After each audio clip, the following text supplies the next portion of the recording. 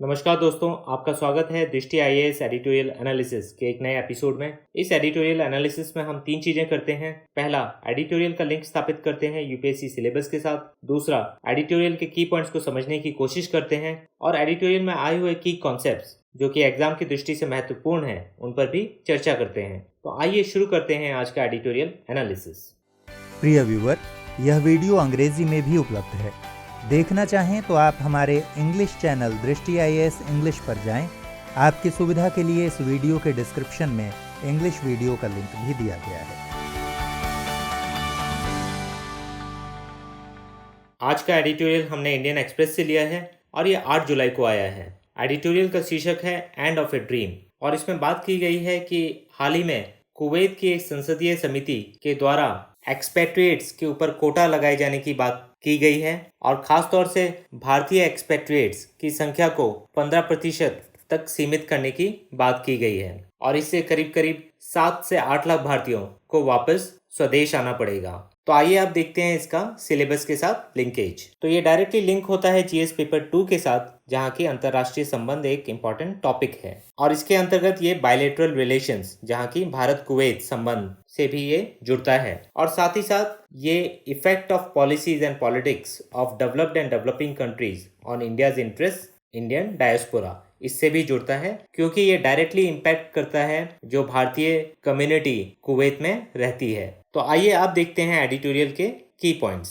Editorial के की points में जाने से पहले आइए समझते हैं कि मुद्दा क्या है। तो इस मैप में हम देख सकते हैं कुवैत, जो कि कलर्ड नजर आ रहा है आपको, और कुवैत को आप देख सकते हैं कि इसके जो लैंड बॉर्डर्स हैं ये इराक के साथ है और सऊदी अरब के साथ है। तो ऐसा प्रश्न भी आपसे प्रीलिम्स वगैरह में पूछा जा सकता है कि कुवैत के लैंड बॉर्डर्स कौन से देशों के साथ मिलते हैं। तो एक है इराक, दूसरा है सऊदी अरब। इस मैप में हम देख सकते हैं गल्फ कॉपरेशन काउंसिल के देशों को, जिसमें कि एक देश कुवैत भी है, दूसरा है सऊदी अरब, तीसरा है बहरीन, चौथा है कतर, पांचवा है ओमान और छठवा है यूएई। और ये गल्फ कॉपरेशन काउंसिल फॉर्म हुई थी 1981 में और इसके 6 सदस्य हैं और जो इसका हेडक्वार्टर है वो है रियाद में। और अभी का जो मुद्दा है वो है कि जो एक्सपेट्रिएट्स हैं कुवैत में, उनकी संख्या कम करने का विचार कर रही है कुवैत की सरकार। और एक कुवैती पार्लियामेंट्री कमेटी ने एक ड्राफ्ट लॉ को मंजूरी दी है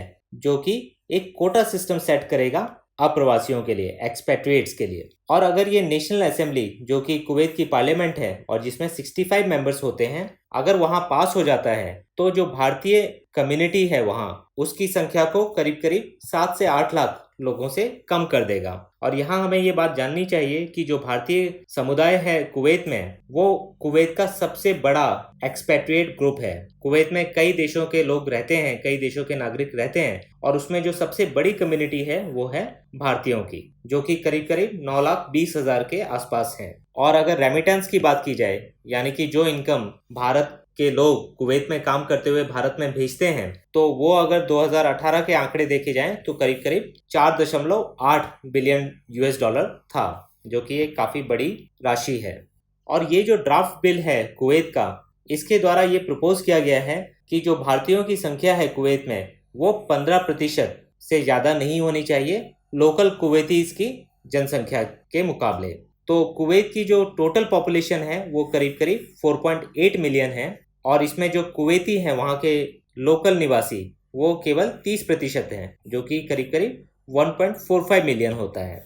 और वहाँ का जो पॉपुलेशन स्ट्रक्चर है उसके हिसाब से वर्तमान में जो लोकल्स हैं वो केवल 30% हैं टोटल पॉपुलेशन का, जबकि जो एक्सपेट्रिएट्स हैं यानी कि बाहर से आए हुए लोग हैं वो 70% हैं। और कुवैत की सरकार अब चाह रही है कि इसको उल्टा किया जाए, यानी कि 70% लोकल हो और 30% एक्सपेट्रिएट्स हो, और इसी दिशा में ये कदम उठाए जा रहे हैं। लेकिन साथ ही साथ कुवैत के लिए कुछ चुनौतियां भी हैं। एक तो कुवैत की जो अर्थव्यवस्था है वो काफ़ी बुरी तरीके से प्रभावित हुई है 2 चीज़ों से, जो कोविड-19 पैंडेमिक का संकट है उससे, और दूसरा है जो क्रूड ऑयल के प्राइसेस काफ़ी ज़्यादा नीचे गिरे हैं और जो पूरे विश्व भर में क्रूड ऑयल की डिमांड कम हुई है, इसका भी बहुत बुरा प्रभाव पड़ा है कुवैत की अर्थव्यवस्था पर, जहां की कुवैत की अर्थव्यवस्था का 50% जीडीपी ऑयल पर ही निर्भर है और जो 90% सरकार की इनकम है कुवैत सरकार की, ये भी ऑयल सोर्सेज से ही आती है। तो इस तरीके से जो ऑयल की कीमत घटी है और ऑयल की डिमांड घटी है विश्व भर में, उससे काफी प्रतिकूल प्रभाव पड़ा है कुवैत की अर्थव्यवस्था पर। और साथ ही साथ एक सेंटिमेंट जो पूरे विश्व भर में देखा जा रहा है, और कुवैत भी उससे कुछ अलग नहीं है, कि हर जगह ये मांग हो रही है कि जो जॉब्स हैं वो लोकल्स के लिए रिजर्व किए जाएं। तो कहीं ना कहीं ये डिमांड भी है कि जो एक्सपेट्रिएट्स हैं और जो 70% हो रहे हैं पॉपुलेशन का, उनकी संख्या में कमी लाई जाए ताकि जो जॉब्स हैं वो लोकल्स को मिल सके। तो इस बैकग्राउंड के बाद आइए अब देखते हैं एडिटोरियल के की पॉइंट्स।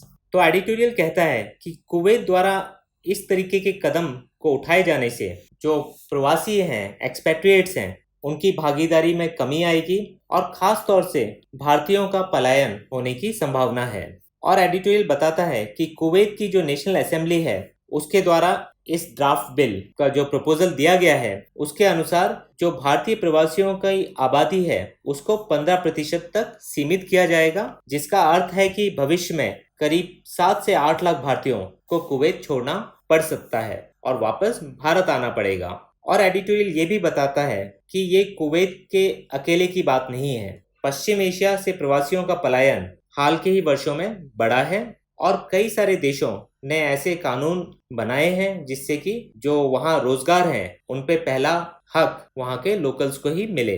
और यहाँ हम बात कर सकते हैं जो 2011 में सऊदी अरब के द्वारा निताकत कानून लाया गया था और जिसके द्वारा करीब करीब 10% जो जॉब्स हैं उनको रिजर्व किया गया था सऊदी अरब के लोकल पॉपुलेशन के लिए। और ऐसा ही कानून हाल ही में ओमान ने भी लाने का प्रस्ताव रखा है जिससे कि प्रवासियों को चरणबद्ध तरीके से कम किया जाएगा। और एडिटोरियल बताता है कि 1960 और 70 के दशक में तेल के दामों की वृद्धि के बाद जो एक्सपेट वर्कर्स हैं इन देशों की अर्थव्यवस्थाओं का निर्माण और चलाने के लिए खाड़ी देश की ओर गए और वहां भी इन प्रवासी श्रमिकों का स्वागत हुआ क्योंकि वहां की अर्थव्यवस्था को इनकी जरूरत थी और जो ये स्किल्स लेकर आए जो कि वहां की लोकल पॉपुलेशन के पास या तो नहीं थी या वो उस काम में रुचि नहीं रखते थे।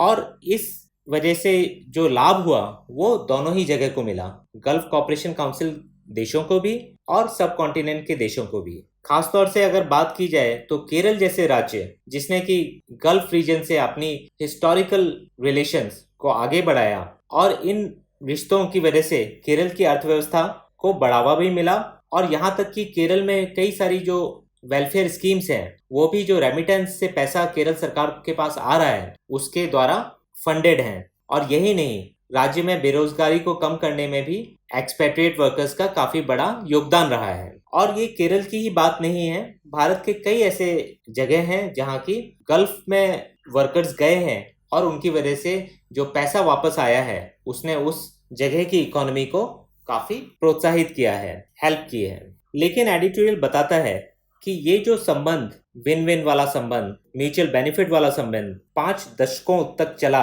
और इससे दोनों ही क्षेत्रों को लाभ हुआ है। लेकिन इस कोविड-19 महामारी के आने से पहले भी 2 मुख्य कारण इस सिम्बायोटिक रिलेशनशिप में परिवर्तन ला रहे थे और उनमें से एक है कि जो खाड़ी देश हैं उनकी राष्ट्रीय अर्थव्यवस्था की गति अब धीमी हो रही है और वहाँ जो कंपनियां हैं वो भी अपने श्रम बल में कमी लाने पर मजबूर हो गई हैं। और दूसरा जो फैक्टर है वो ये है कि इन खाड़ी देशों में भी अब जो वर्किंग एज पॉपुलेशन है लोकल पॉपुलेशन की, उसे अब रोजगार की आवश्यकता है और ये सारे देश अब ये चाह रहे हैं कि जो जॉब्स प्रवासी या एक्सपेट्रिएट्स को दिए जा रहे हैं वो इन लोकल्स को मिलने चाहिए। लेकिन एडिटोरियल साथ में ये कहता है कि ये सारे देश जो खाड़ी के हैं ये कोशिश तो कर रहे हैं कि पूरी तरीके से एक्सपेट्रिएट्स पे अपनी निर्भरता को कम करें, लेकिन ये बहुत आसान नहीं होगा। एक तो इन देशों में जो आबादी है वो काफी कम है और उससे भी महत्वपूर्ण ये है कि जो कम आबादी है उसमें भी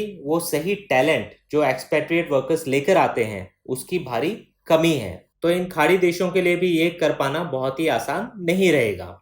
आगे एडिटोरियल बताता है कि केरल जैसे राज्य ने जो खाड़ी से वापस श्रमिक आ रहे हैं उनके हेल्प के लिए एक ड्रीम केरल योजना की घोषणा की है जो कि श्रमिकों की मदद करेगा और एनआरआई लोगों के लिए कल्याणकारी उपायों को भी प्रोत्साहित करेगा। इस ड्रीम केरला प्रोजेक्ट को हम आगे की कॉन्सेप्ट्स में देखेंगे।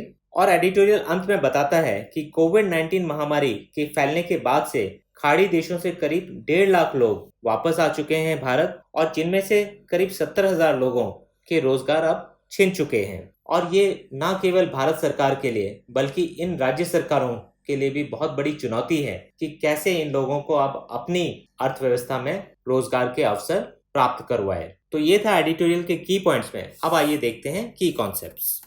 सबसे पहले देखते हैं कि इंडियन एक्सपेट्रिएट्स इन कुवैत। तो जो भारतीय एक्सपेट कम्युनिटी है कुवैत में, इसकी जनसंख्या करीब करीब 1.45 मिलियन है, और बहुत सारे भारतीय कुवैती सरकार के लिए काम करते हैं, नर्स की तरह, इंजीनियर्स की तरह, उनकी ऑयल कंपनीज में और साइंटिस्ट के रूप में। लेकिन जो मेजोरिटी है इंडियंस की, वो प्राइवेट सेक्टर में एम्प्लॉयड है। और 2018 के आंकड़े देखे जाएं तो भारत को करीब करीब $4.8 बिलियन रेमिटेंस के रूप में मिला कुवैत से। और अगर पूरे गल्फ देशों की बात की जाए तो 1970s की ऑयल बूम के बाद से भारतीय लोगों का माइग्रेशन गल्फ कंट्रीज में लगातार बढ़ता रहा है, और भारतीय वर्कर्स ने काफी ज्यादा योगदान दिया है गल्फ कंट्रीज के इकोनॉमिक डेवलपमेंट में। और करीब करीब 8.5 मिलियन इंडियंस अभी भी गल्फ कंट्रीज में रह रहे हैं और काम कर रहे हैं। और अगर 2018 के रेमिटेंस के आंकड़े देखे जाए तो भारत को $78.6 बिलियन प्राप्त हुआ था रेमिटेंस के रूप में, और भारत नंबर 1 पर है रेमिटेंस के मामले में। लेकिन अभी हाल की ही बात की जाए तो जो इंडियन वर्कर्स का माइग्रेशन था गल्फ कंट्रीज के लिए, वो 2015 में करीब 7.5 लाख से ऊपर था, और 2017 में ये घटकर 3.7 लाख रह गया। और इसके पीछे कई सारी इमिग्रेशन पॉलिसीज हैं जो हाल ही के वर्षों में गल्फ कंट्रीज ने अडॉप्ट की है, जैसे कि सऊदी अरब का निताकत कानून, जो कि लोकल्स के लिए जॉब अपॉर्चुनिटीज को प्रमोट करता है। अब आइए देखते हैं निताकत कानून। तो निताकत का मतलब है नेचुरलाइजेशन, और ये पॉलिसी इनेक्ट की सऊदी अरब ने 2011 में, जिसके अनुसार 10% प्राइवेट जॉब्स को वहां के लोकल्स के लिए ही रिजर्व किया जाएगा।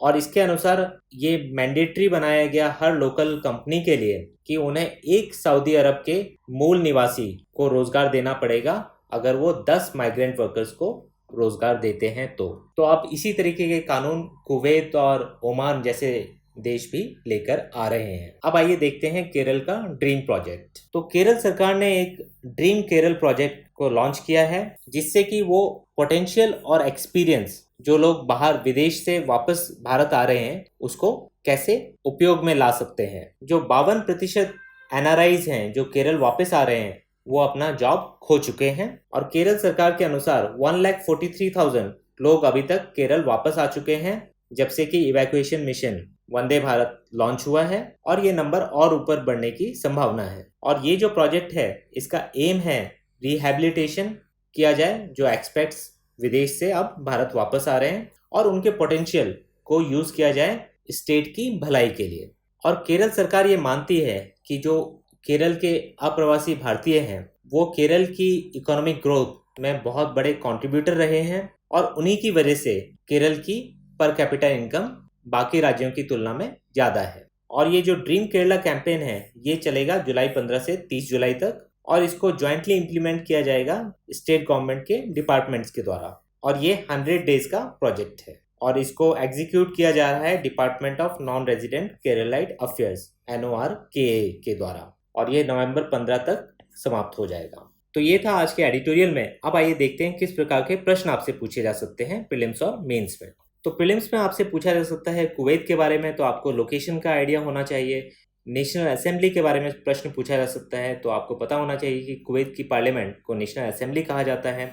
इस ड्राफ्ट कानून के बारे में भी पता होना चाहिए कि इसके द्वारा क्या प्रस्ताव रखा गया है कि 15% ही भारतीय रह सकेंगे कुवैत में, जो टोटल कुवैत की लोकल पॉपुलेशन है उसका 15%। और GCC के बारे में प्रश्न पूछा जा सकता है, कितने मेंबर कंट्रीज हैं, तो 6 मेंबर कंट्रीज हैं, हेडक्वार्टर रियाद में है। और वेस्ट एशिया के ऊपर भी प्रश्न आपसे पूछा जा सकता है। अगर मेंस की बात करें तो भारत की थिंक वेस्ट पॉलिसी के बारे में भी आपसे पूछा जा सकता है, और सवाल इस पर भी आ सकता है कि अब जो भारतीय प्रवासी वापस आ रहे हैं गल्फ देशों से या खाड़ी देशों से, तो इससे भारत के लिए क्या चैलेंजेस उत्पन्न होते हैं और क्या अवसर उत्पन्न होते हैं। और एक और प्रश्न आपसे पूछा जा सकता है कि क्या फैक्टर्स हैं कि खाड़ी देशों में जो एक्सपेट्रिएट्स हैं उनके खिलाफ एक वातावरण बनता हुआ नजर आ रहा है, तो उसके पीछे के फैक्टर्स भी आपको पता होने चाहिए। तो ये था आज के एडिटोरियल एनालिसिस में। फिर मिलेंगे एक नए एडिटोरियल के साथ। धन्यवाद।